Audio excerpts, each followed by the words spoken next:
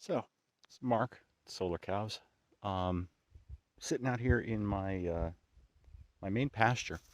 It's the first time I'm really looking at it with some fresh growth in it here. This is we're getting toward the end of March, and uh, we've been very dry here. We had a little bit of rain earlier in the week, and even just that little bit of rain is starting to make things pop a little bit here. Um, Try to get this to show what's coming up here. You can see all the dry stuff from last year.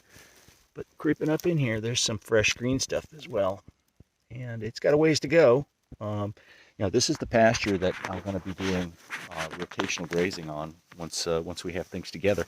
Um, I've got a well down at that end of the pasture. Can't make it out from here. It's through some trees.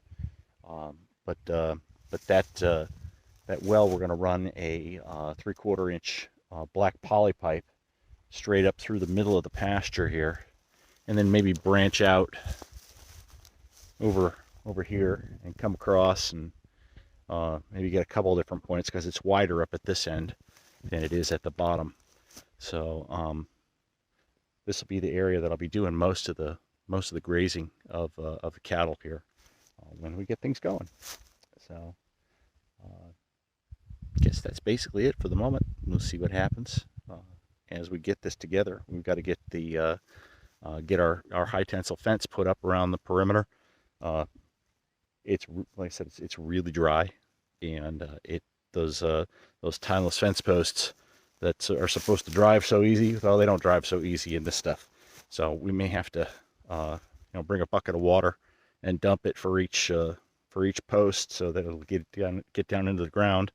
So we've got quite a bit to do. Because I'm figuring we're going to need to put them every 20 to 30 feet or so around the entire perimeter of the property, which is just under 30 acres.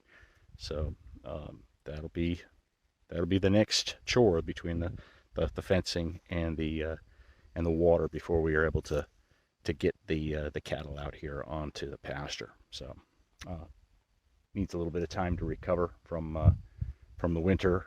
There were also, before we bought the property, there were horses and cattle that had the run of the place, and there are some areas that you may be able to make out are kind of bald.